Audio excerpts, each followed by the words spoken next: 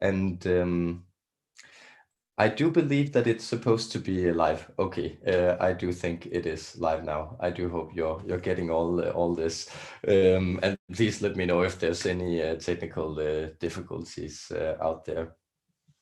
I am well and juggling a lot of uncertainty, but also thrilled about what's being revealed and what's coming up. So I hope you also feel like these are adventurous times, and it's going to be exciting where humanity goes and where we all go individually. So without further ado, I'll just check in and say hello to Ashin Qureshi. Lovely that you're joining us, and hello to another you. Hello all, and 1212. Great that you're here, and hello, my beloved Mess and Arcturian family. Hello, Adelina, beloved Adelina, and can you please tell us more about current energy and how to navigate more smoothly in the following month? Thanks. And any personal message for me, I think will tag on, but that will be a good question also to start. So I hope we'll have a fun evening. I'm actually quite sure we will, and I'm so glad you're here. So let's bring in the main guests and let's get our man Umblam to join you. Have a good one, guys.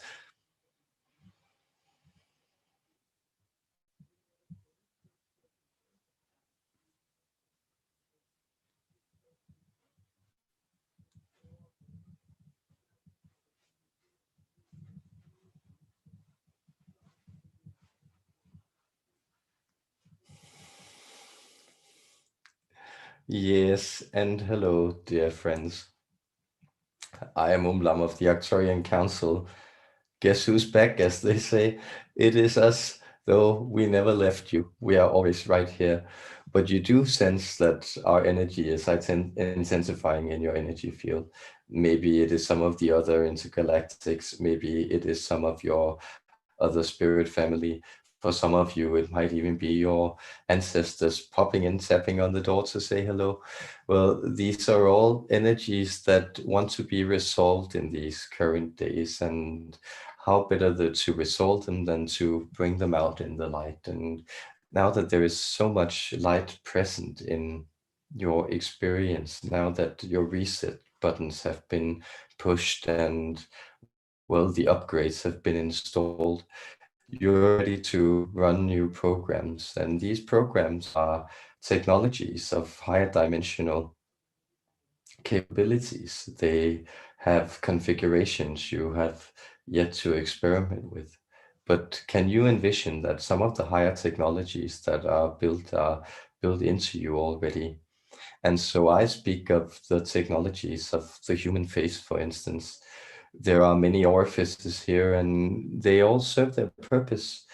Well, even though most of them are mirrored, that is, besides the mouth, well, they do have their special frequency. And so you have perhaps played around with shutting one eye and keeping the other open and seeing there's a slight difference in nuance, or shutting one ear and keeping the other open and noticing that there's a slight change in frequency. And so it is with human beings that as you begin to align to this slightly higher spectrum of, let us say, your right-sidedness or your primary side, well, your left-sidedness, or, well, your left side is trying to catch up by rooting into the earth.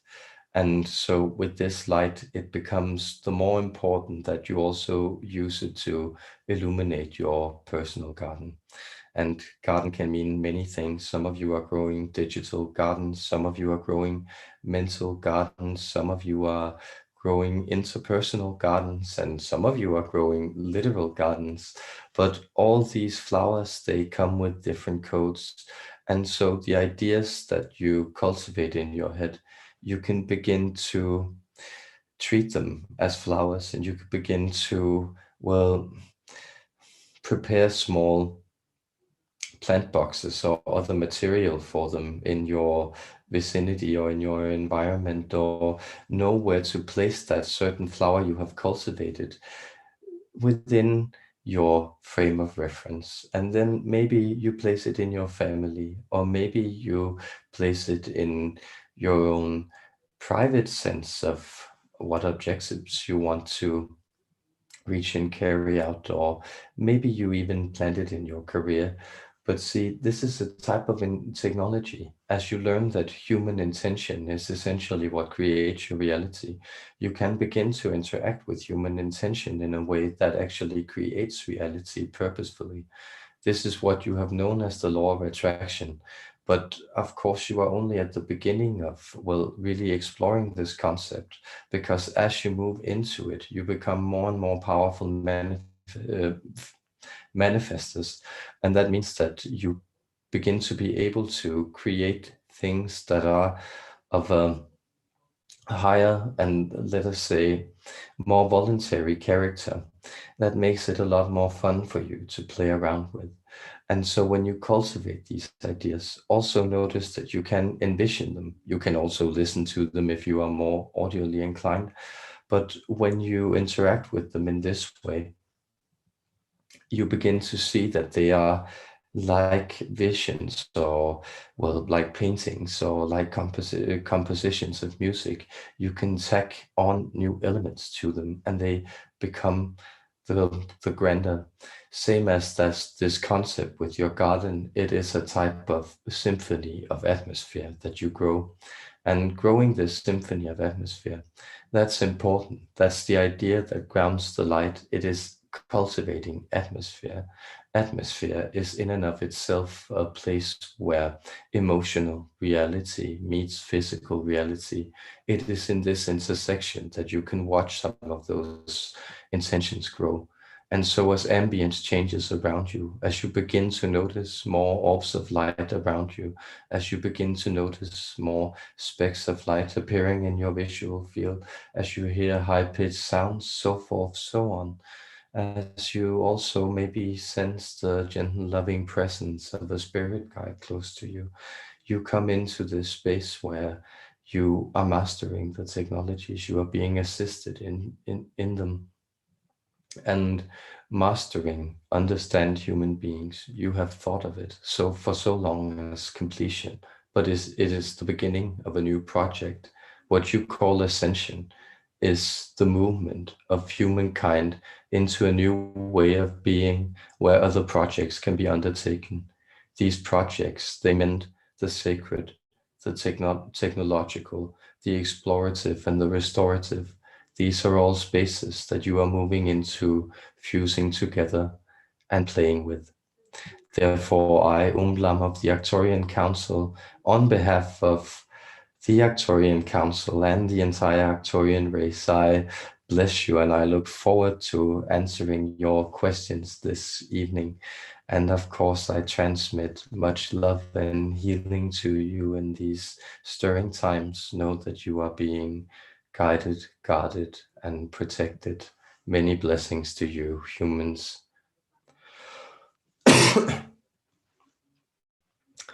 And hi, friends. And I notice my voice is still a little deep these days, so I hope the microphone is getting it, and I'll try to keep it a little more Mickey Mouse. And yes, so we'll tap into the energy and give a personal message for Adelina, and so lovely to see so many of you here, guys.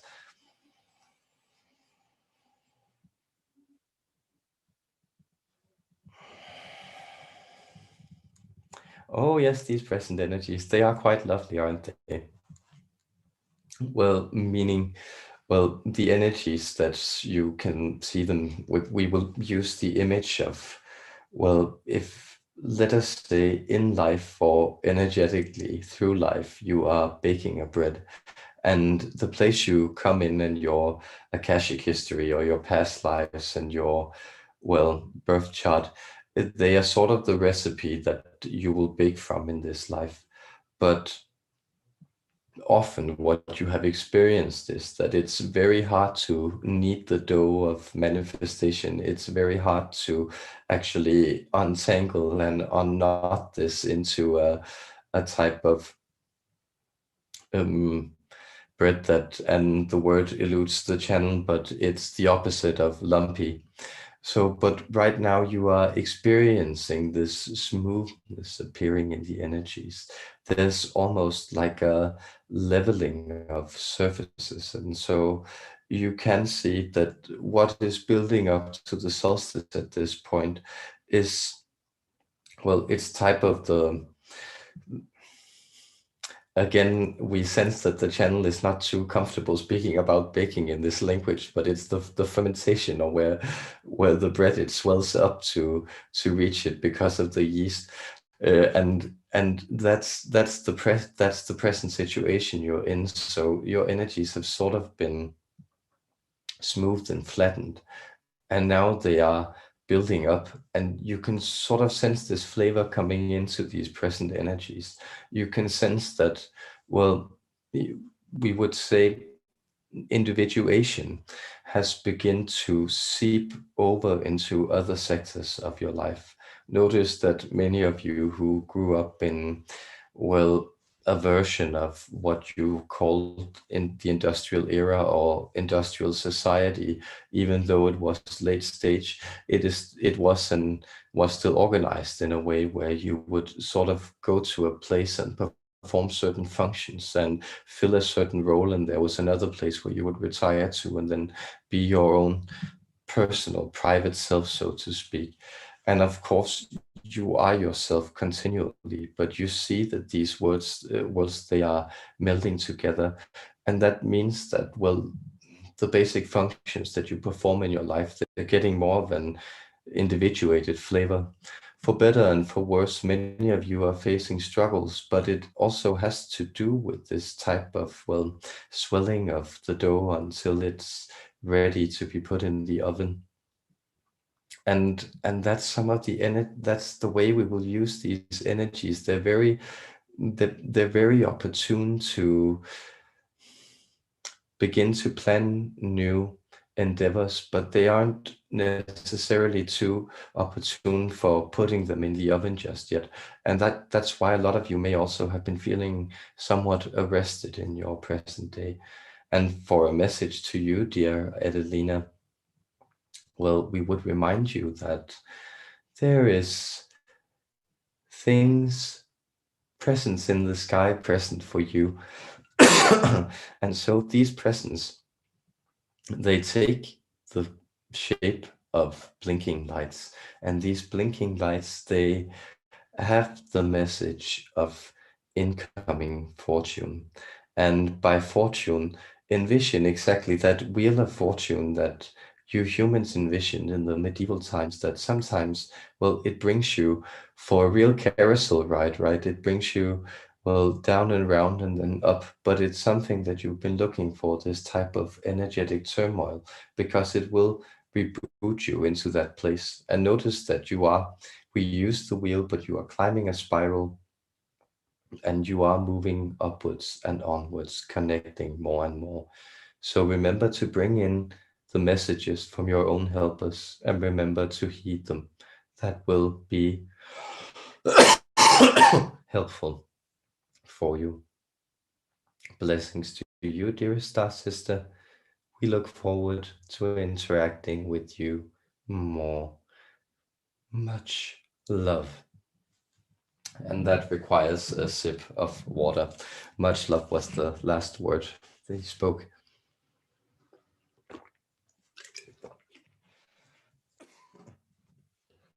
Yes. And Rimnock says, good morning from Manti, Utah. Good morning, Rimnock. Good to have you with us. And another US, can you talk about what are called glitches in the matrix? Jet planes and birds frozen in midair, people and animals appearing and disappearing on cameras. What is going on? Exciting.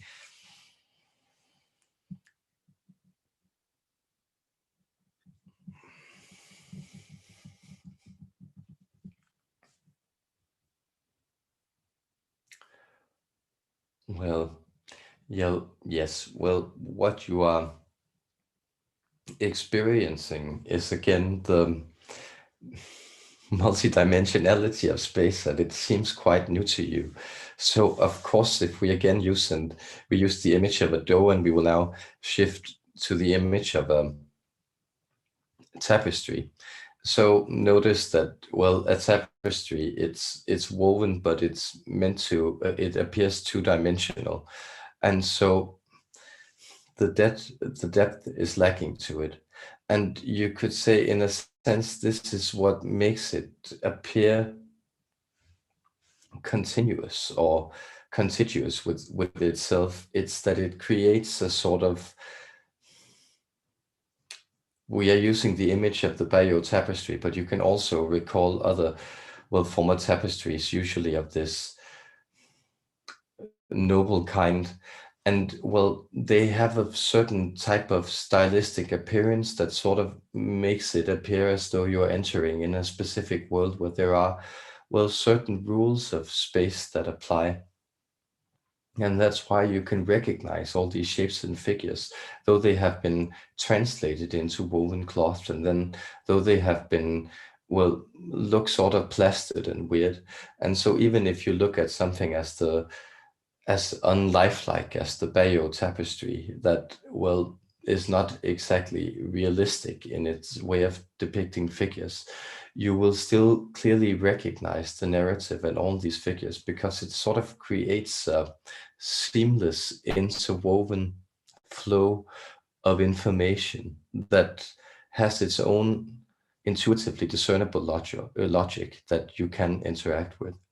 And so reality is much, much different. This is simply a lower fractal of your experience, these, well, narratives or artworks that you fold into human existence then and create. And there's great wonder in this. We take great pleasure in seeing you do so. But in a higher fractal of experience, you could say you create the same illusion with your reality. It's a seamless tapestry.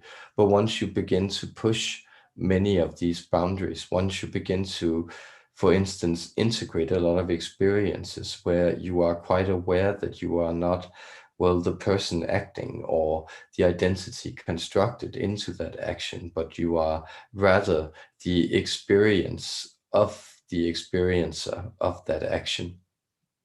So you are actually that ever-flowing tapestry behind it. Well, this means that you begin to identify into a more complex reality where time and space aren't contiguous. And when you do this, this sort of creates a type of lag where, well, the normal seamless reality, 4D reality, is trying to be, is being integrated into that higher experience. And this may mean that in your experience, there may be these sort of glitches or lags where, well, the matrix or that foundry, that, well, that shape that you have created your reality in, it no longer makes sense to, well, the thing that's experiencing it. And so it might actually try to wake itself up by structuring in these elements of error. Those are some of the ways of approaching it. So know that even when you, well, let us say, see a jet plane that, well, stops motionless in the sky, other people who are not having the shifting experience to the same intensity or the same degree, they may experience it differently. But the camera that captures it, that may be, well, so heavily influenced by the reality shift of the person that's capturing it, that it may be able to actually arrest that attention. But then notice that your relationship to those realities, those digital depicted realities, are also becoming more complex, because you can manipulate it to an extent where you don't necessarily believe things, though they have been filmed in real life, so to speak. So those are some of the perspectives, and we hope this served you, and know that you are supported and you are uncovering greater and greater love, and you, as you move up the dimensional ladder and begin to experience more of these glitches being smoothed out into a more seamless, manifold, multidimensional experience of choice. Therefore, much love to you, humans.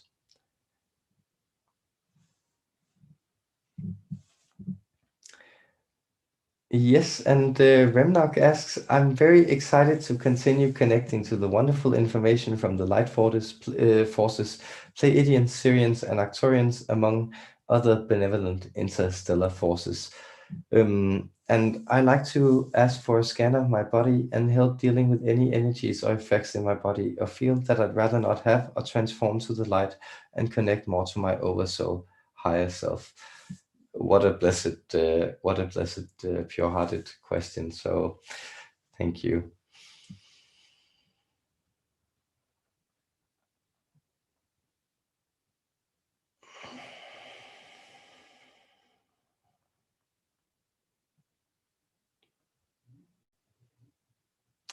Yes, we are sensing you quite clearly stand before us in your hyperdimensional shape. There's a deep blue light emanating from you, but there is some pain that arrests itself in, you would say, around the upper thigh bones and the area around your hip joints.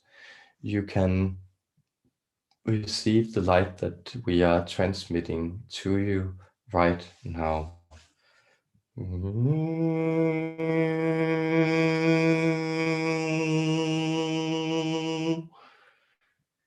That was a little beam of light.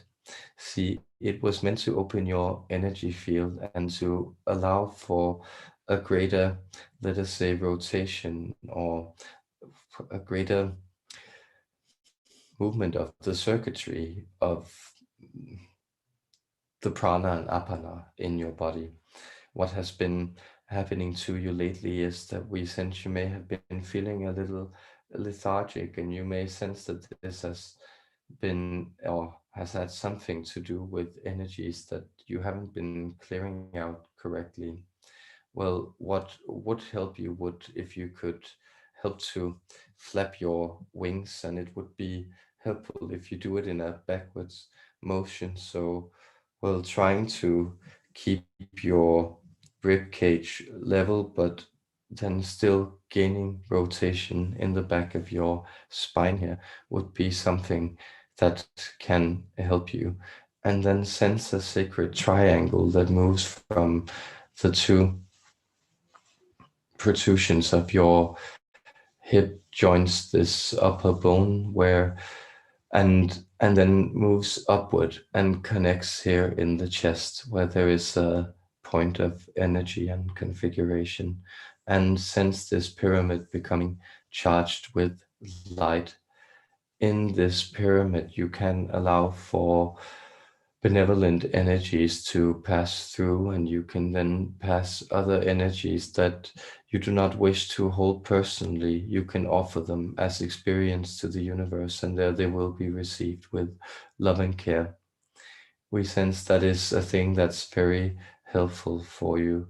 We also sense that you should try to perhaps gain some yellow into your light in your life in whatever way you prefer, but well, putting some yellow flowers somewhere in your house would perhaps do you wonders in brightening that mood and receiving some happy sunshine. Much sunshine and love to you, dearest blessed ones. You are connecting in a higher and higher degree with your spirit guides, and this interstellar light grid around you is being solidified into a point where it shines like starlight. Therefore, much love to you, the blessings of the heavens and your spirit family from the stars reaches you.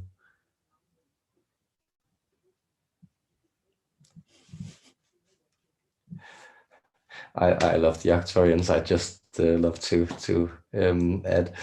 Um, and Ashin Qureshi asks, I wanted to know if I've had any past lives with my roommate. I feel a close connection to her. Thanks.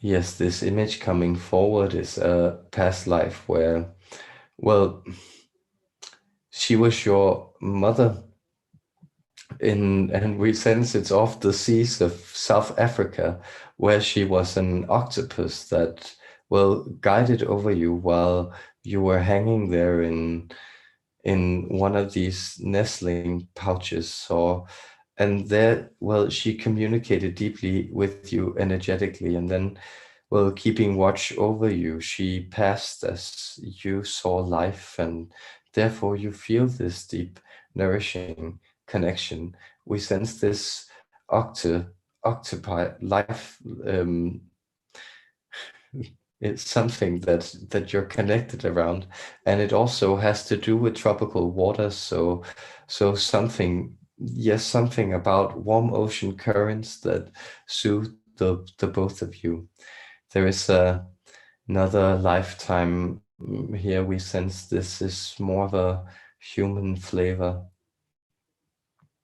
and yes, here we sense you sense it of. We believe the channel is not so strong in the geography of this area, but it might be of the western coast of Angola at least. Well, moving upwards and north the western coast of the southern part of the African continent. There we sense the two of you living a life of as fishermen and friends. This is approximately 3,700 years ago, and you have sort of checked up with each other at different times in different lifetimes. Therefore, also relish the connection in this lifetime. There are lessons that you teach each other in each lifetime, and it is for you to figure out what gifts you have to give each other in this one. Much love to both you and your roommate, and may you also give life to her in this life as she gave you as a child, without bones, but with many arms swimming in the sea. Much love and many blessings. They show me some really beautiful images of aquatic life while that answer was being transmitted.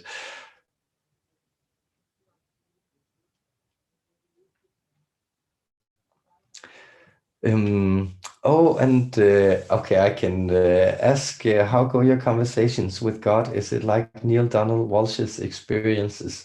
I promise I'll ascend to the mountain and gather the commandments whenever he tells me to. But until then, I'll keep my mouth shut and stay out of the asylum. Like talking with aliens is one thing, but talking to God, that's an entirely different ballpark.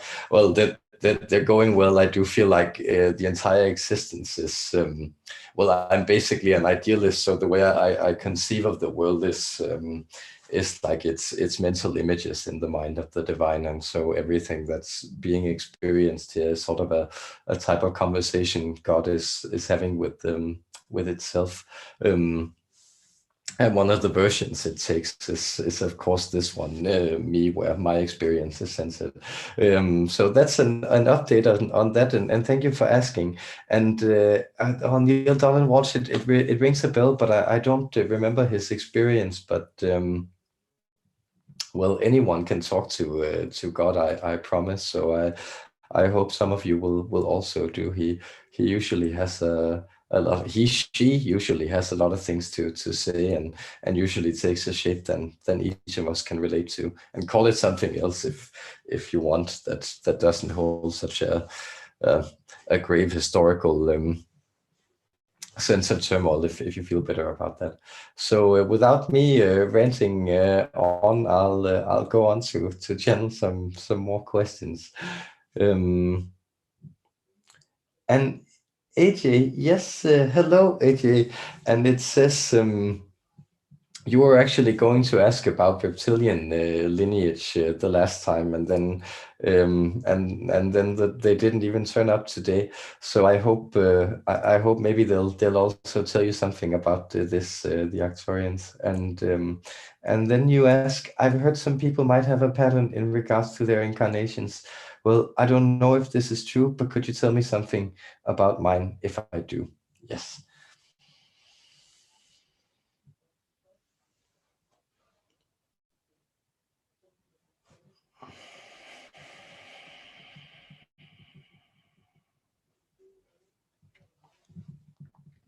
Yes, and hello, dear friend AJ. Yes, you have an incarnational pattern, and there are many incarnational patterns, but you've been exploring it in between us and in our civilization. Well, basically, you still are, if you want to stay in the terms of time, but that has to do with the part of you that's a part of the Arcturian Council. But then also in the past, in human terms, you filled out incarnations in Arcturian forms in different things. And well, you could say you worked as a type of detonator. It's interesting. We're getting this image of, or we're transmitting this image to the mind of the channel that it's like holding a you're holding a type of object. It's like a slender, silvery, almost titanium like oblong object, almost shaped like an oblong hourglass, if you would, with two ends. And it's like this has two gravitational fields rotating around it that are increasing and increasing and increasing and increasing. And it's sort of like their purpose is to create a type of energy vortex that will then reconfigures the space that it's into. So you were experiencing, or you were experimenting with these types of devices in this Arcturian lifetime that's coming forward. And it had to do with you going to, well, different moons of inhospitable planets, and then trying to see if you could sort of warp these moons into a different place on the gravitational cycle. So actually move the moon and the planet by creating this frequency warp. And that's something, so it has to do with you moving things around that are out of place and then finding a type of unlikely place for them.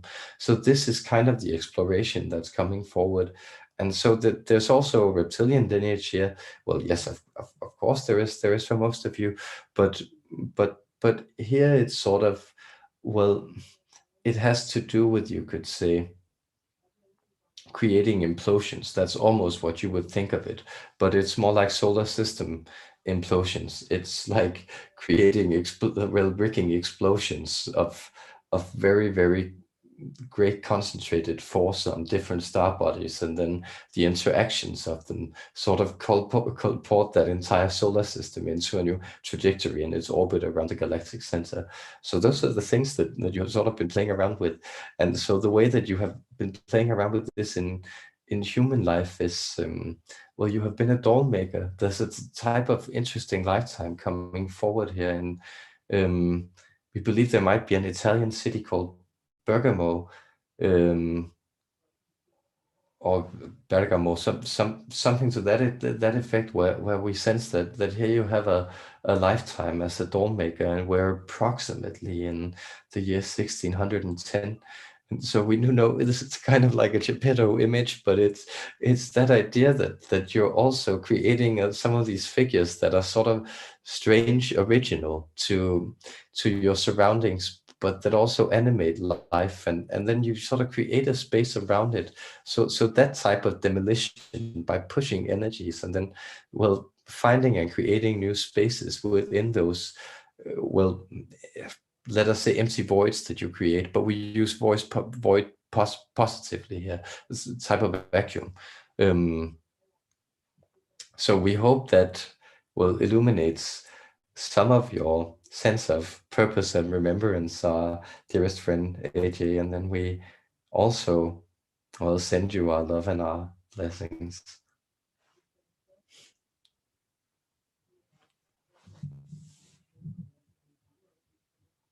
And Shyam says, hello all. Hello, Shyam. Good to have you with us. And um, and 1212 asks, what would one feel if one is living in the hybrid existence? And is that an actual existence? As what I heard, and people in this dimension, is it possible to know or live?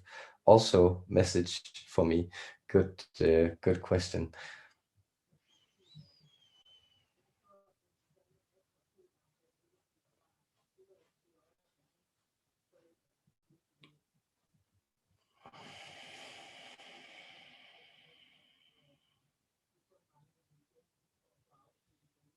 Well, yes, it is certainly possible, but you are quite right that it's again this ideas as you discover, as you move more and more into the multidimensional and begin to gain more control of your attention and indeed are able to focus more universal energy into your attention and thereby creating a higher frequency reality, it is that you begin to access some of these other experiences you are having, such as the hybrid reality. But see, if you were to fully merge with one of these hybrid realities, you would, of course, cease to become you as you know it. And so the only way to move into this place gradually will, while still being you, is to actually grow and expand into this reality. And so you are integrating more and more of the hybrid energy into your being. And it has strange manifestations. And many of you are experiencing a lot of these strange manifestations because often it has to do with you also moving into, well, some more basic, let us say, almost archaic patterns of human behavior. For instance, we can use this vessel that we're coming through and as an example who has discovered that he has grown very fond of writing by hand, though it's something that he and his left hand has also always, well, not been too fond of. And there's also the fondness, for instance, of, well, surrounding yourself in natural fibers or the pleasure of being in nature or around flowers. Well, these are actually some of the very, very basic elements where you can reveal that you are moving into more of a hybrid energy, because the way that you are exploring this is you are exploring it from a perspective where you also have this sense of novelty, newness, discovery to all these things. And that has very much to do with the hybrid program. That's what you call awakening, or well, the kingdom of heaven. It's actually being within this sense of wakefulness about everything, and, well, doing basic things and being called to basic things in a way that are, well, very, very meaningful and holds greater sense of fulfillment, and then are connected to new and expansive ways of exploration. So notice that this is historically the technological framework that is making this interaction happen is very new, and yet our energy seems essentially very familiar to all of you here, because it's a deep remembrance of your own multidimensional being that is seeping into you. And by seeping into you, we mean into your present experience. And so, dearest friend 1212, we give you the personal message that, well, we sense that vines are protruding from the center of the earth to reach you. And so the more you can connect to a dryadic energy, the more you can go outside and sort of allow yourself to lay in the grass, or well, support yourself in the branches, or even just throw yourself in a bush. We actually mean this quite literally, that if you can be surrounded by the green in some sense, that would be very helpful for you to sense that, well, this plant-like energy that's thriving in that is also alive within you, and there is a very healthy biological process stabilizing you all of the time that's going on. And that's the message, that well, this almost grass-like growth within you, something that's very soft, mellow, and well, the more you uproot it, the more level it becomes, the more it covers everything with its soft, yielding quality of life. So that is the message that we have for you, our dearest friend, and with love and blessings to boot, we transmit, well, much love to you.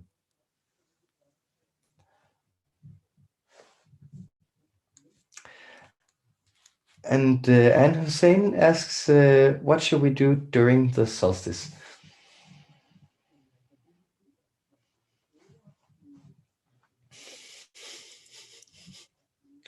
Yes, get your drink on is what our sarcastic human friend here is saying, and so we felt we would transmit that message just to allow you to know that you can do anything. But in this culture that we're coming through, it's a custom for people to usually eat a lot and drink a lot, and then go to the beach and watch a bonfire and sing songs.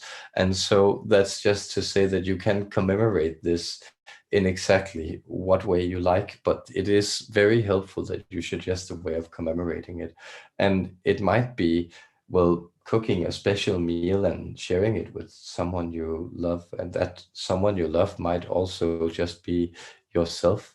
It might be, well, going to a place to watch the sunset where you feel you can enjoy it on this the longest day, or it, well, might be, well, finding your favorite crystal and then placing it in a place where you can charge it with sunlight energy as on this the longest day, and then you can, for instance, keep it and pick it up again at the winter solstice and allow that light that you stored there to seep in, or you can use it all year around and build even more energy in it, for it will have the memory of the solstice. And so it quite depends, but it's always helpful to use the flame that is fire in some sense to commemorate the passing of light.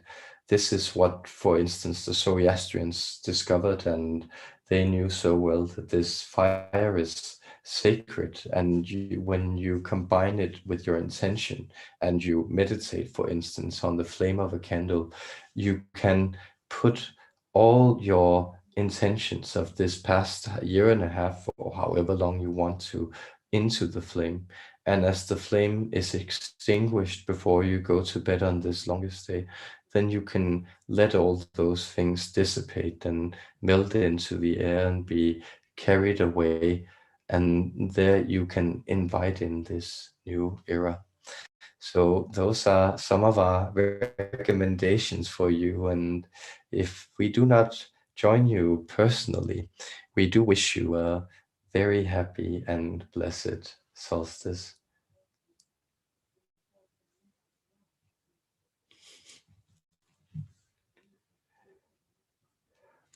Oh, and Suzanne asks, Suzanne Madison asks, under the name Robert Hitchcock Incognito, greetings, Umblam.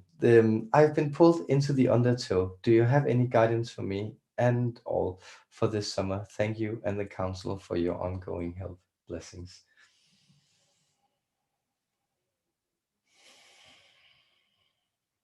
Yes, we point to the clarity that is already present for you, our dear friend. We are very aligned with your energy.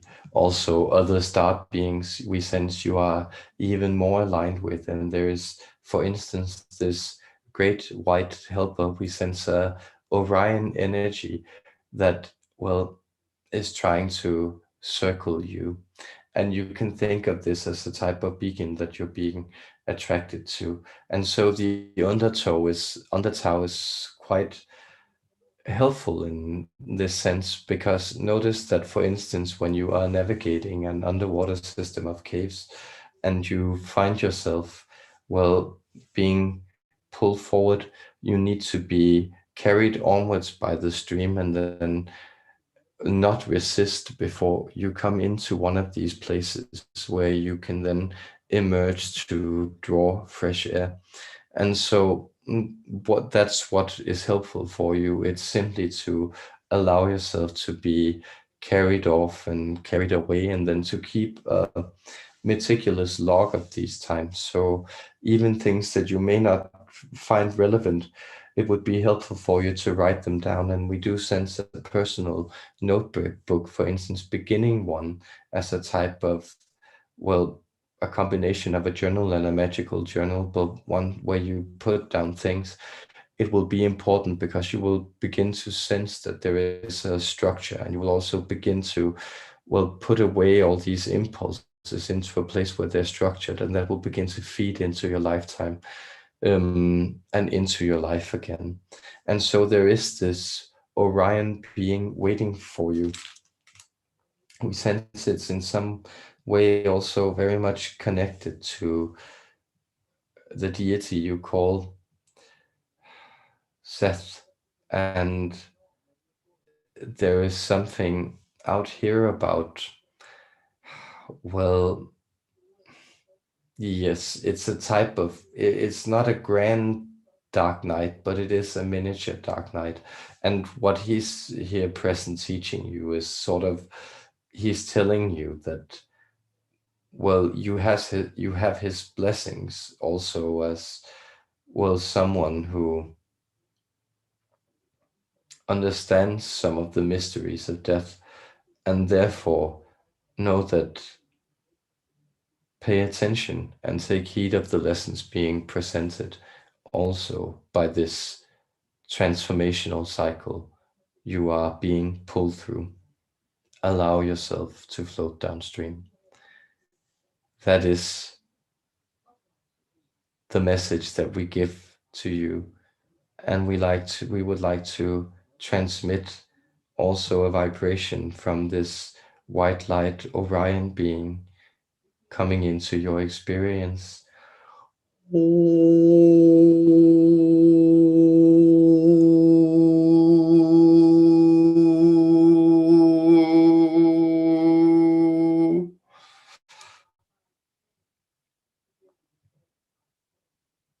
Much love.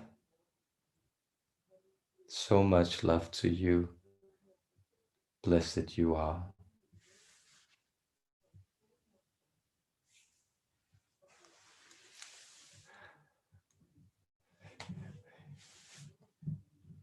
Friends from the Orions, beautiful. It had a very beautiful presence, that creature.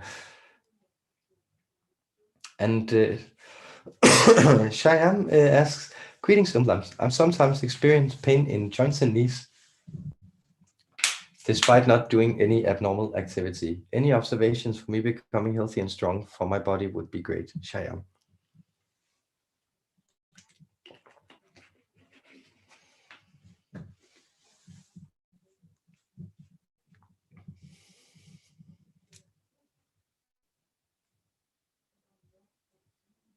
Yes. And so we know the message, we were sort of transmitting an attitude in a composite message to the channel as we were answering this question, and it was Hakuna Matata. So it was simply the idea that don't worry about don't worry about the pain, because essentially the attitude is that a lot of the pain sort of arises from this pressure you put on yourself. So there's a lot of microtension in your body, and it's quite normal because you have a lot of transformative or Shiva energy in you, and that's something that will ache, because essentially it's something that's trying to force itself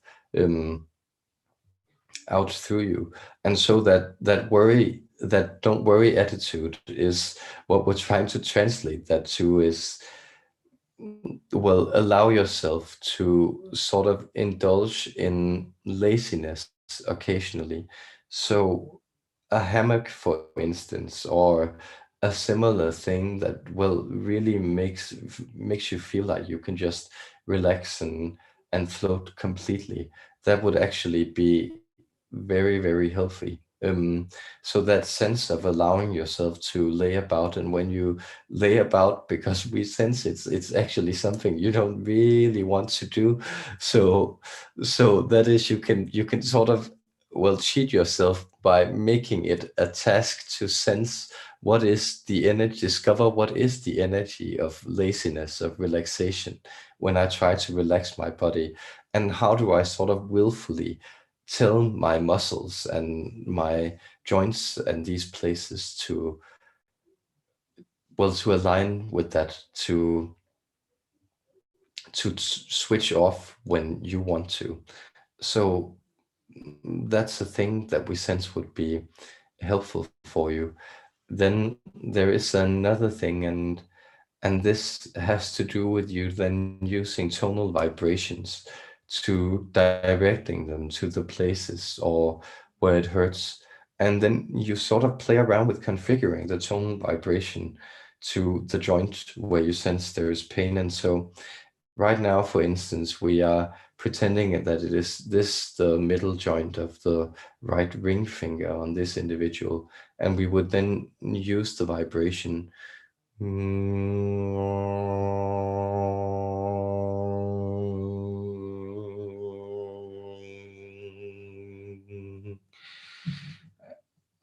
And it actually was sensed, felt quite powerful in the many tensions that is also in this human hand right here.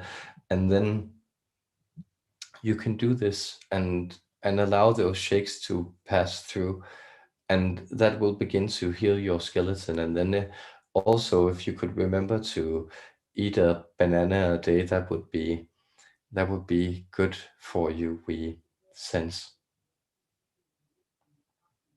And you have our love in this. You are guided and you are carried upwards by the love of great forces, steering your feet as you move forward into our dreams. Many blessings, our dear friend.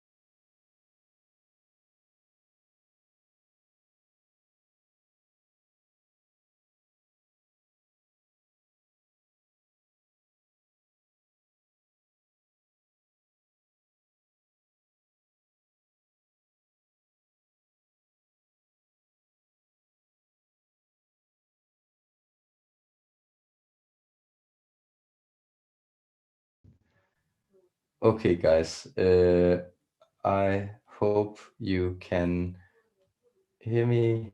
Everything is in order, and it is reconnected. I don't know what happened. I want to say it was the Zoom, but I'm glad you're here, and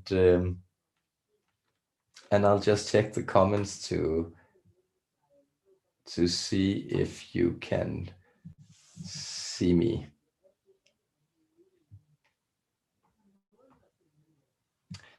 Hopefully you can. So, okay. Sorry, guys. Um, so please let me know if you can see me in the comments, and I'm not quite sure what's. Yes, you can. That's perfect. Thank you so much, Remnock. Then I'll just uh, I'll just keep rolling. I'll just keep rolling here, because Koi Connect says I'm requested to extend my service. Yes, perfect. Says I'm requested to extend my service, and here I also see myself again. Okay, sorry. There's always a leprechaun in the technical details, but we're rolling, and fortunately the connection is on again. Um, and so it's with that Koi Connect, also a beautiful name for this connection. Good to new presence. I believe I'm requested to extend my service. As I am not from your local universe, this creates diplomatic units with diplomatic issues. Would specific Arcturian Council support this extension request? Thank you for your joyful. Thank you.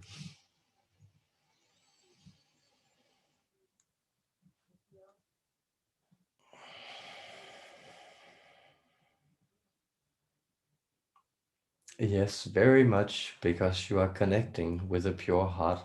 And so we do sense that you would perhaps actually like to connect to one of our subgroups. We are coming to you now as the ninth dimensional Arcturian Council, that is collective Arcturian energy or consciousness fixated and existing in the ninth dimension, but being able to manifest ourselves in a lot of, let us say, lower emanation spaces. And there we would be happy to create that kind of task force, or you can contact any existing council. And you can do this by creating certain crystal arrangements and then charging these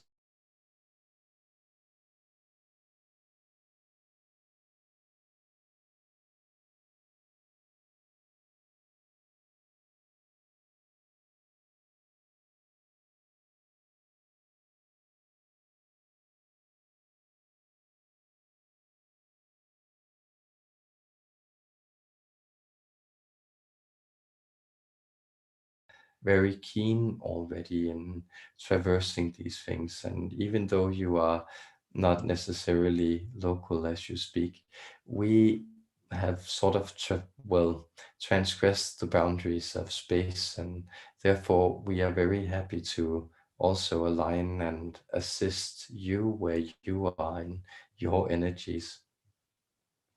So the deepest love and joy we transmit to you in this, and we look forward to assisting you in your mission. Use many blessings and much love.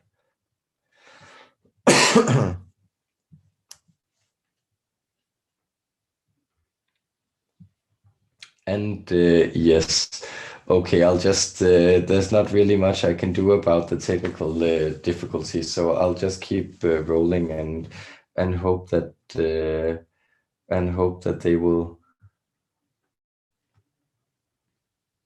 they will keep up with it. So screen froze for about for another 50 seconds, but you are back now. Well, god damn it, the machinery. Let's see here if I can in any ways do this. I certainly hope you are here again, guys. Yes, much craziness.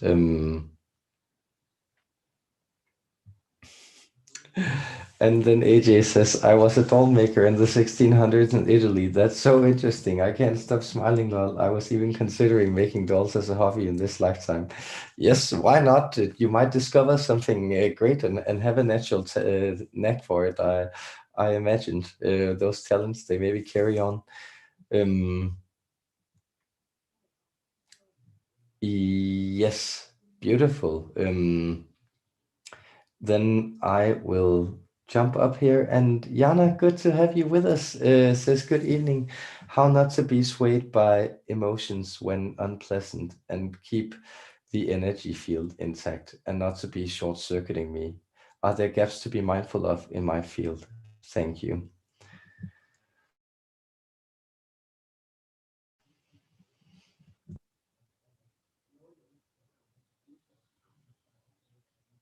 Yes. Well, the paradox that you are moving into here is that, well, the problem with you being swayed from our perspective or the higher perspective is that you see a problem in you being swayed. So the idea is often that, have you ever heard of the term bliss junkies? It's something we know that this channel has been struggling with, and a lot of people who will align with spirituality struggle with that. Once you figure out how you can sort of move yourself into this high, pleasant energy of, well, high vibration, then you also become aware that a lot of things bring you out of it, and those things can sort of seem like a bummer to you. And so when you get into that unpleasant state, you don't want to be swayed and you don't want to move those energies through your system. But, well, it's quite necessary for you to do so. And so the more that you say, well, I can always return to my high energy vibration, there's just something different that's moving through me that's apparently also a part of my experience, the more you can actually learn to, well, then also not get swayed, because you won't have those experiences once they become natural, because why would you want to? So figure out why you want to have them, let them pass through you, and that's really the only way to identify what it is. It's to see, okay, there's some unpleasantness here that's present for me, and, well, I don't really like it, but there's still a reason it's there, so I must be producing it. And, well, why am I producing it? And if I'm producing it, well, it must be because there's a part of me who, well, sort of has misunderstood that it's not serving my higher good. And maybe that's the part of me who thinks that I'm not supposed to get upset. Or maybe it's the part of me that makes me upset because it's still defending itself against patterns of the past and things where it felt helpless and so forth and so on. And so that's something that you can personally move into. Well, this sense of you not feeling helpless anymore, you actually allowing yourself to have control of your life and your framework. And so realize that of, let us say, inadequacy, or they actually belong to the past, and you don't have to carry them onwards in your experience. So, our dearest friend, Jana, you are moving forward, and that is the reason that you're also registering these unpleasant experiences as something that's dissonant from your high vibration. So, note that it is shifting naturally, and allowance is the key. So much love to you, and many blessings. Oh, and it looks like we at this signal is rolling steadily. Wonderful. Um, And Liliana says, "Hi everyone, hi Liliana, good to have you with us." And then she asks, "Can I have a body scan? I've been having itching all over my body, but no skin rush. Would you able to tell me what could it be? Thank you."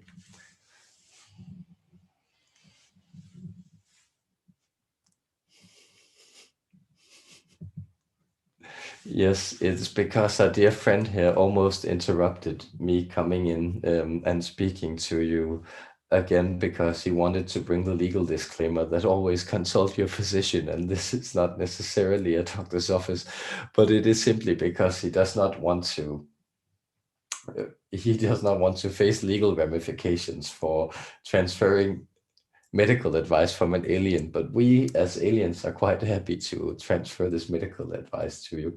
Well, it's a type of, you could say, anti-relaxation itch. So you have sort of been a little stressed out and frazzled, and this is the way that it manifests, because you actually sort of want to relax. So you could say it's the tension between a healing energy that's surrounding you, and then you also will sort of ejecting it.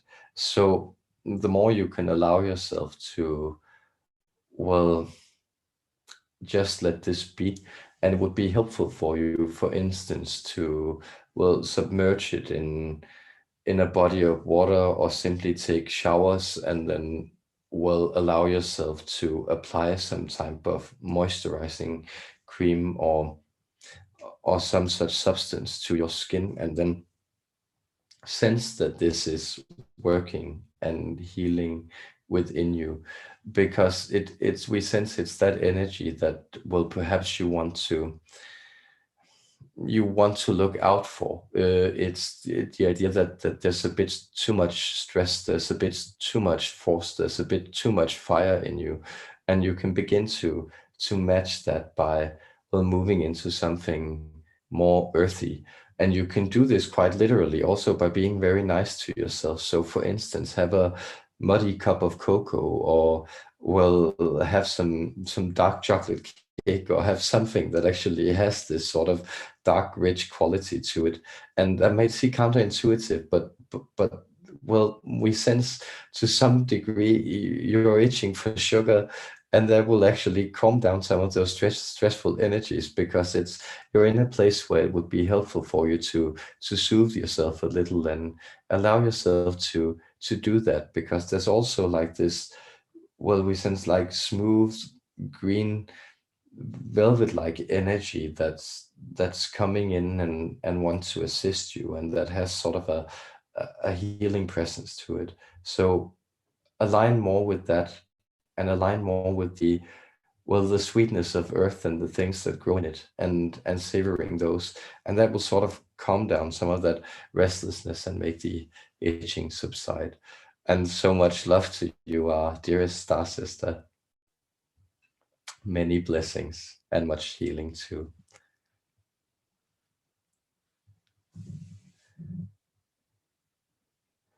Oh, and Hologenic says it's lovely to see you. I'm happy today in the sunshine. It's so good to hear, and I'm looking forward to catching up. It's always a pleasure to hear from you, man.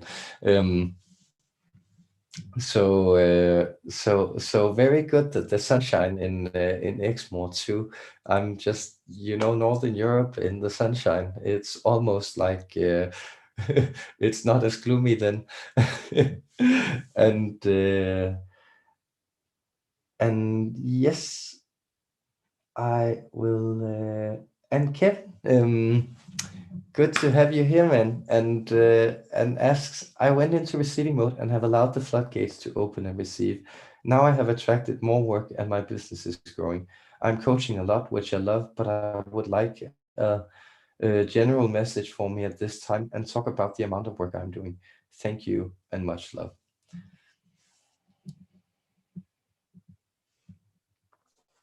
Yes, hello, dearest Kevin, our friend. We sense we can almost, yes, it's because we're also transmitting an energetic message to you here. And so hopefully you are feeling this sort of hug surrounding you.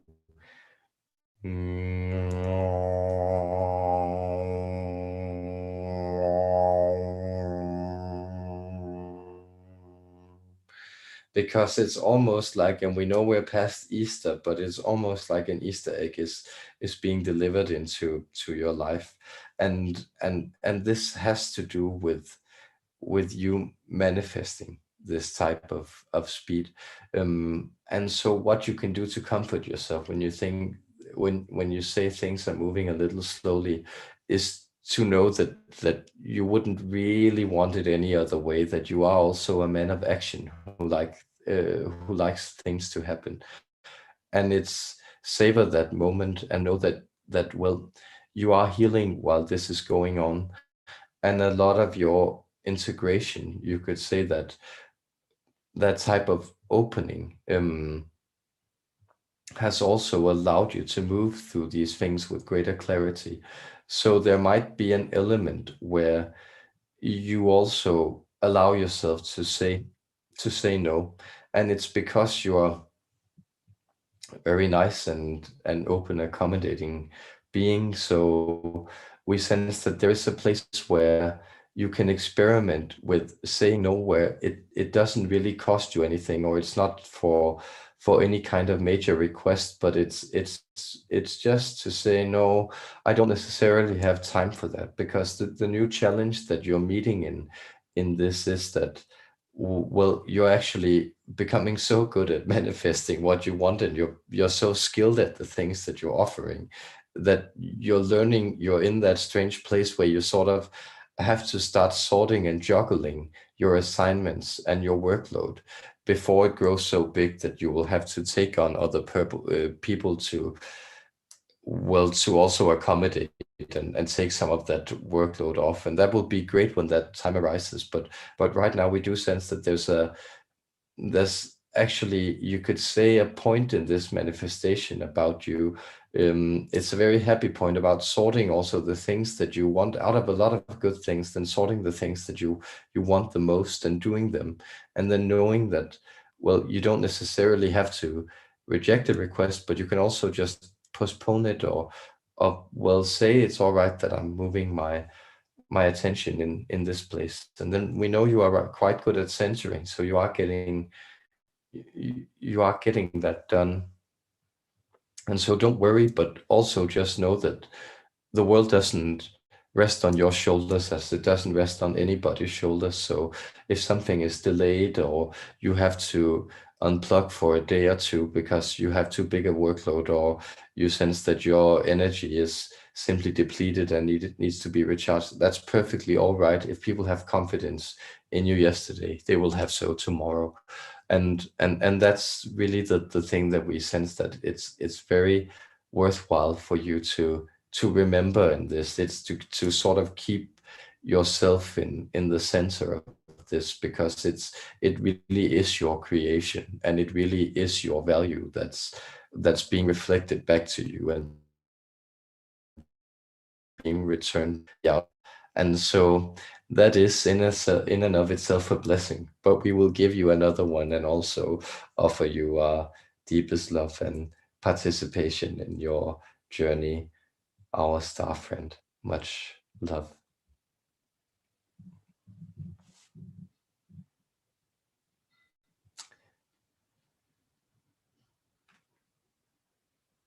Yes, and I will say, Pang Sokai says, I have a baby nephew. May I know his soul background and his current soul plan?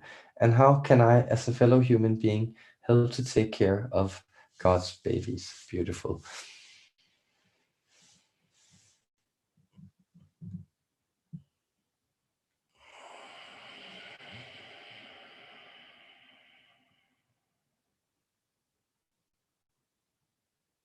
Yes, this baby comes to you from a long lineage of lion tamers. It's not necessarily to be taken literally, but it is to say you will sense that he's very good at communicating with animals. And so he will also be very good at consoling sort of confrontational or conflict energies in his life, or settling them, or again sort of smoothing them over. This is the image. So he sort of has this, you could say he's almost fierce in his ability to tame the fierce and to connect energy. So he will be able to speak to a lot of people who may be sort of beyond reach. And this might be, well, we sense he has this type of bridge builder capability. So this will be a lot of his sole purpose, or that we sense he has chosen to play out in this life, to begin to connect experiences, and people and ideas about the world, and, well, nature, and these things into places where they can sort of reach each other, where they're settled, and they're, you could say, they've stopped roaring and settled down, and now they're willing and able to communicate. So a peacemaker of sorts, you could also call him. and that's some of the, well, blessed prospects that we see for from this child. He used to, there's a lifetime here where he, well, it's, yes, it's quite beautiful, but he's tending to the king's horses, or it's a king, it's more like a chieftain, but it is it's a lifetime in, we are again in some of those vast reaches of Central Asia, those grasslands. But here's a place where he sort of herds a great flock of horses and tends to them, and some of them become war horses, but some of them he also just keeps for milk and sentimental reasons. So many blessings to him and blessings to you for this blessed question. Much love, dear human.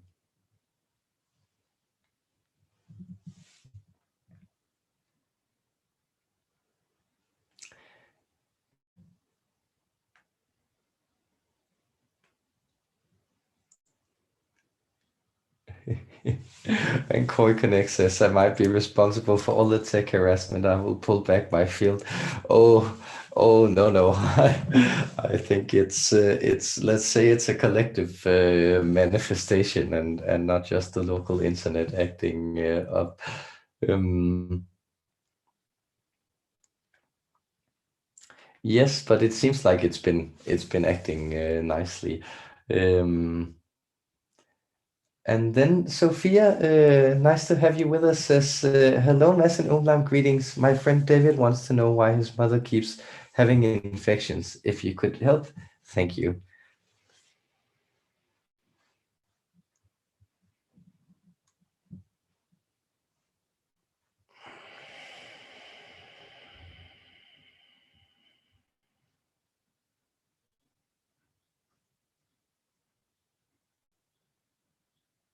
Well, yes. Well, we sense she's not quite getting her vitamins, and so it would be helpful for her if she could eat. We sense, for instance, tomatoes would be helpful for her. We also sense different roots such as beet or turnip or the like. Some of these, well, more heavy vegetables would be helpful for her. We also sense that if broccoli would be something she could eat, that could help, but supplements would perhaps also be helpful. We are, for some instance, picking up an energetic imbalance related to her levels of, well, zinc and magnesium and vitamin A are some of the things that are coming forward. And for some reason, we sense that some of these vegetables might be helpful. But if she's very old school, then also, yes, it's a type of, it's, we're transmitting this. It's a type of thing that was used as a household remedy, and we think it might also have been in England. But this type of liquid cod's liver that you would then have a spoonful of, and it tasted quite horribly, but it's very helpful to the system. And you can, well, eat fish oil in capsules, and you could also use vegetable oils such as, well, linseed or hemp or other things um, as extracts for this. But it has to do with her sort of regulating her diet. Another place is also that she's feeling sort of frail, and this is manifesting in then these infections. You will usually also notice when a lot of you have gone through changes that once you pick up these rashes or infections or small type of ailments is often when you feel a little tender and vulnerable and not quite, well, not quite alive and kicking already. So if she could sort of play around with that, and then we also sense, and this is maybe greater, and we know this is perhaps not something that a son may talk his mother into, but if she could sort of start playing around with some of the things she enjoyed as a girl, that would be be helpful, and we, for instance, sense that, well, arranging elements, and we're getting back to the element of a doll's house, but here we're sort of getting this idea that well, yes, putting things into doll houses, that's something that would make her happy. So those are some of the perspectives that you could bring to her if you want to, but that we sense would be helpful. And she has our blessings and our deepest love, and of course, so do you.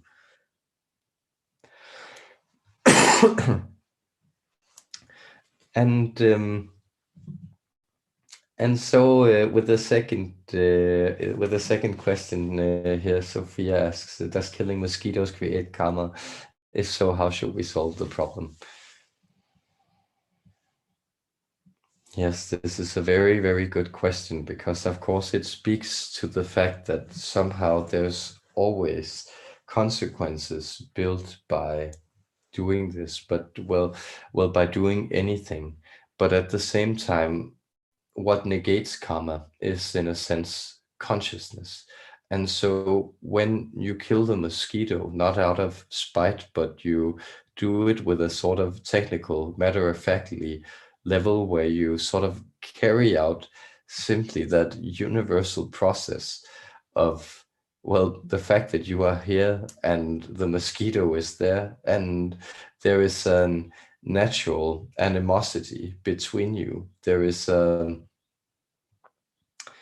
well, there are two enemies in this situation. One is trying to drink blood from the other, and the other is trying to avoid getting stung. And so you have very clearly conflicting interests. And this is what is known as karma yoga. It's the idea that when you carry out these things with an attitude of servitude, that you are sort of simply prolonging the effects that the universe carry through you, or um, so these processes, they are you. There's no difference between the you acting and that thing, that the action being carried out. And with this, you sort of avoid the guilt of killing mosquitoes. And you will also notice that, well, this will not make you a mad mosquito sapper. This will be someone who deals with problems in your vicinity. And that is, in a sense, quite right. That means that you don't accumulate unconsciousness. Because if you were to, well, become fanatic about never wanting to see a mosquito in your home, what would happen is that mosquitoes would become very, very visible in your experience. And there might also be a place where your higher self began identifying with a lot of mosquito experiences. So you could also have the pain of just being a little insect flying about, trying to carry out its program and get itself some blood to drink, and then being smacked down by some huge and angry mammal who feels threatened by its presence. And so that's ways you can play around with it, and know that, well, sometimes life just brings you, because you're living in a universe of oppositions, life just brings you into, let us say, almost a violent opposition to some other living being. And in that place, it's sort of to carry out the idea of reverence that brings you forward and releases you from any type of guilt you may incur under this circumstance. So have fun with swatting mosquitoes, and know that, well, this is not, you could never do anything wrong in the eyes of the absolute, but this is certainly not something that will have very bad ramifications from you, karmically speaking. Our love to you, dear one, our blessings.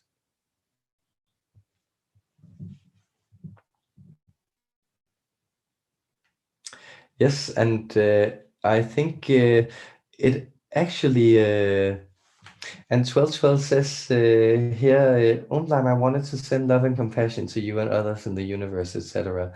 As some say, there is conflict there and not just planet Earth. Is this true? And I think that will actually be a good segue. I think we're moving into the place where everybody has had one question answered, except for Tamim, who I'm so glad is joining us. Good to have you here. And he asks, are there any ancient mudras that would be particularly helpful for me during meditations?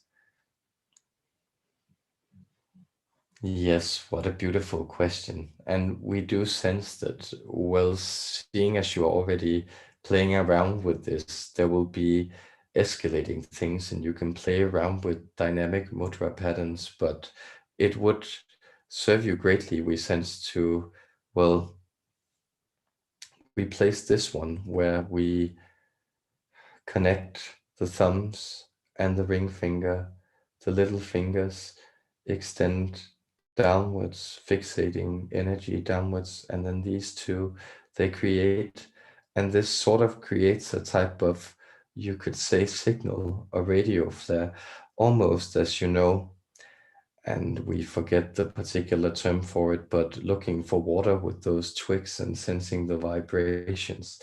And there, it's almost the same as you will sense that there are sacred streams coming into your fingers, being transmitted into your heart center and solar plexus. This is a powerful one to play around with. Then we also sense that you might enjoy connecting these two fingers, the ring finger and the little finger, and keeping these two ups. And we know that we will not turn them around in case that we have British viewers among our audience. We do believe we have, but we do believe this way it almost is the Christ-like gesture of peace. And then you can sit around with this and also have those vibrations seeping into your fingers, almost like it was Morse code you were being transmitted. So have fun playing around with this and know that your hand is a very powerful energetic instrument, and these ancient mudras, they concentrate this energy and make it flow in the prism of attention and body mind. So it's a very it is a very blessed practice, and you have the love of the heavens, of the gods, of your alien friends, and of nature itself in playing around with these sacred systems.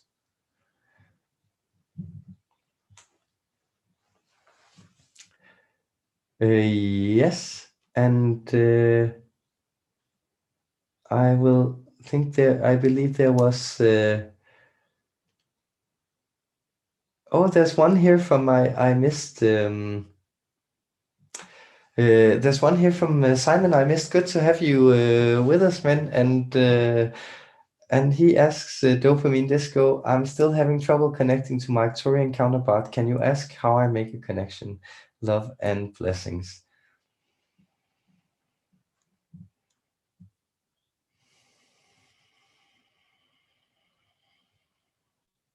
Yes, you see, well, actually, very helpful for all of you. Those, though the screams will be particular, but if you would scream some, that would actually be helpful.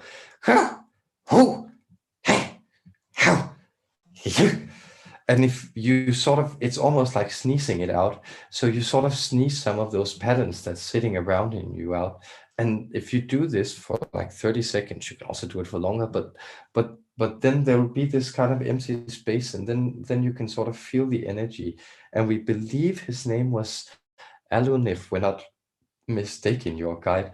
And he had this powerful, well, the presence of also healing type of energy. Why is it healing? Well, it's healing because it wants to sort of realign separate elements to the place where they are helpful. And so the more you can tune into a steady frequency after having done this, so this is sort of the active technique of sort of clearing out things by, well, screaming or shouting them out. And you can do this very loudly if you want to.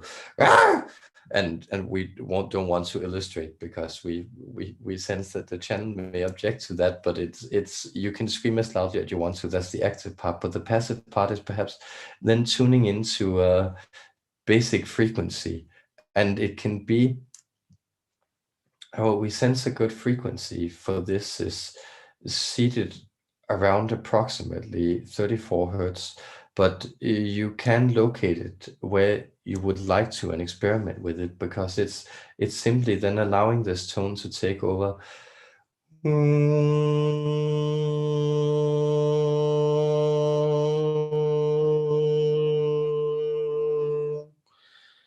And then if you sit and listen to that frequency, then try taking down a message. If you have a question of some sort, so there's something that you want to consult your counterpart with, then have a type of question, and then you can, and if you have a recorder running, then just speak the question randomly, what you think the answer is. You will be surprised at this. And you can also, of course, write it down, or do whatever, or tell it to someone, or just listen to it and take note of it in your head. But speaking it can be very powerful, because that establishes that connection. So those are some of the permission slips you can use to connect to this counterpart and to our collective energy. And we're very happy. We are already connected, but we're very happy that you're taking this conscious step to do so. And we let you know, if you didn't already, that you are blessed in this, and that we extend our deepest love to you, our friend. Yes, I'll scan from to see if um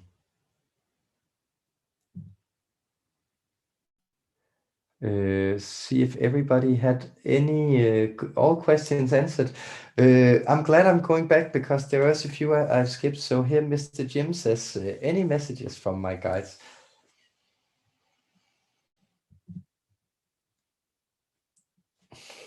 Yes, certainly. They're saying hello. And we are, of course, kidding, but well, they're sort of just checking in with you. And the message that they want to confer is to, well, they're sort of showing us boxes, and it's like, remember to make private boxes for yourself, to create small spaces where it's just your intention that matters, and remember to store your secrets in those. So, and this we meant to return to the garden image, or the sacred technologies of cultivating a thought. It's, you can have secret thoughts and you can cultivate them there in peace, and then you don't necessarily have to share them before they're finished, or people who are nosy, or not very supportive, they might have critical things to say while it's still in that critical stage. So the more that you can sort of grow your flowers in protected pots and pans, the better. And that's something that we encourage you to do, because you actually have a lot of very unique insights that it would be helpful for you to sort of align with the confidence to cultivate, and then to begin to share from that point on. So it's like, yes, potting your flowers, and then allowing them to just sit there for a while in peace before you expose them to the sight of others and the light of bright sunshine. That is the message that your guides is extending to you, besides their deepest love and our deepest love and blessings from both.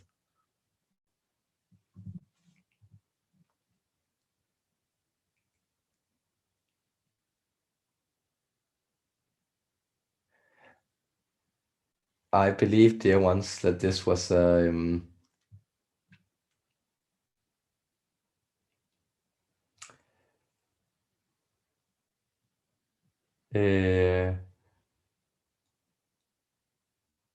oh no, 1212. You're just the sweetest. You're just the sweetest person. And greetings to Paul. Also, great you joining us. But you say, Mandion, maybe my last question is not appropriate, so don't ask. Maybe it's too low vibe. But I think you said you wanted to send love and compassion to you and others, to the universe. That's pretty high vibe in my book, at least. And then.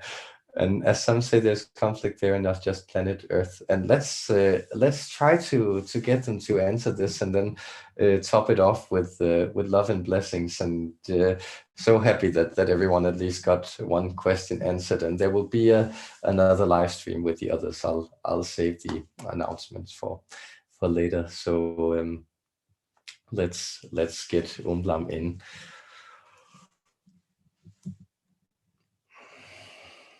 Yes. Well, dearest 1212, you have such an harmonious name that you bring forward here. This sacred energy of harmony adding up to the 6 and 2 3s. And so there is not peace in all sectors of the universe. Many places there are, well, great changes taking place. Many places there are great destructions taking place. Many places civilizations are dying, entire species are being wiped out and becoming extinct either by other races, by their own foolishness, or by the passage of time or the collision with immense galactic forces such as stars swallowing up their planets or black holes sucking them into their event horizon. All these things are taking place, much as in human society. Even where there is peace, there are people dying in the quiet spaces of your hospitals. There are people breaking up. There are people discovering sorrow, losing things. There are, well, trials and tribulations, people who wrong others, all these things, they take place, you could say, on grander scales too. But at the same time, there is much love in the universe, and we as an ascended species, we exist in a space that to you would seem quite eternal, and where peace, understanding, explanation, illumination, and love abounds. There is no want for anything here, and so we work from a very happy vantage point in our doings with the universe, with the galaxy, and with your species. And there is nothing that can threaten you from this vantage point. You are also sitting in that eternal, wonderful infinitude where you create reality and marvel what goes on. You have become far less warlike, even though it doesn't always seem that way to you. But human beings, you are cultivating happier, more harmonious energies. And you have taught many races a lesson by, for instance, allowing the reptilian energies to also work with you while still retaining that compassionate instinct that so many of you also retain. Therefore, peace abounds in most situations. Peace is the firmament of the stars still hanging in the sky. Peace is the sun rising and setting every day. Peace is you breathing. Peace is, well, the seasons changing somewhat predictably. Peace is the food you eat, and peace is the ground that upholds you. Peace is the basic and sustaining mode of the universe, and it is what it primarily consists of: great peace and great love. This is not necessarily a political slogan or a slogan of a youth movement. To us, it is simply the two qualities that make up the innermost dimensions and the highermost vibrations of all there is. This is the sacred in and of itself, the peaceful love that stays restful as it creates eternally and brings forward bounty. And with that reminder of how blessed existing is for us and for you, we transmit an energetic code in our variation of light language, and we then bestow a blessing upon you with prayers.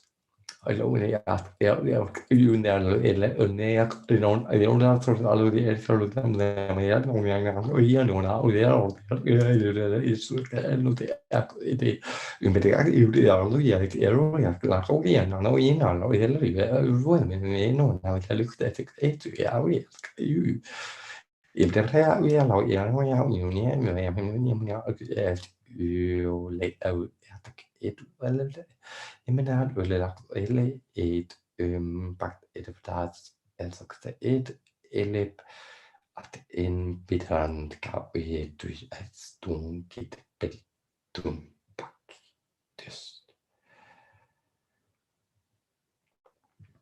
And so smooth are the eternal waters that you are sailing, that you do not sense the waves beneath you in the ripples of time and space that pass by you as an ocean, carrying you up and concealing great depths of life, of wonder, of mystery below. See the dimensions you live in. While you are in them, you explore them, you unfold them, and you expand them. And as long as you are here, it is because there is more for you to enjoy, to discover. There is more for you to create, and there are more technologies within and without to operate. Therefore, be blessed, human beings. You have our assistance and inspiration. We are so proud to see what you are doing with the gifts that you have and that you are sharing with the rest of the cosmos. Much love and many blessings from I, Umblam of the Arcturian Council, and all of the Arcturians. Peace.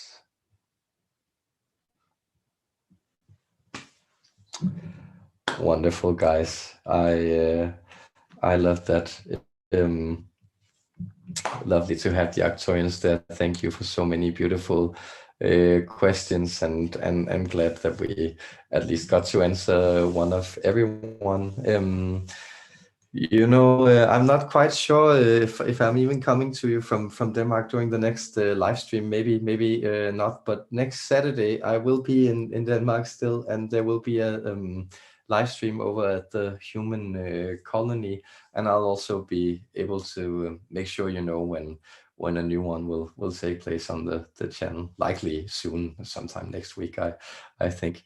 But so thank you for being here, and so lovely to be with you, and thank you for sharing all these positive energies. And if you have a little or a lot of Sunday left, I hope it will be wonderful. So much love to you out there, guys.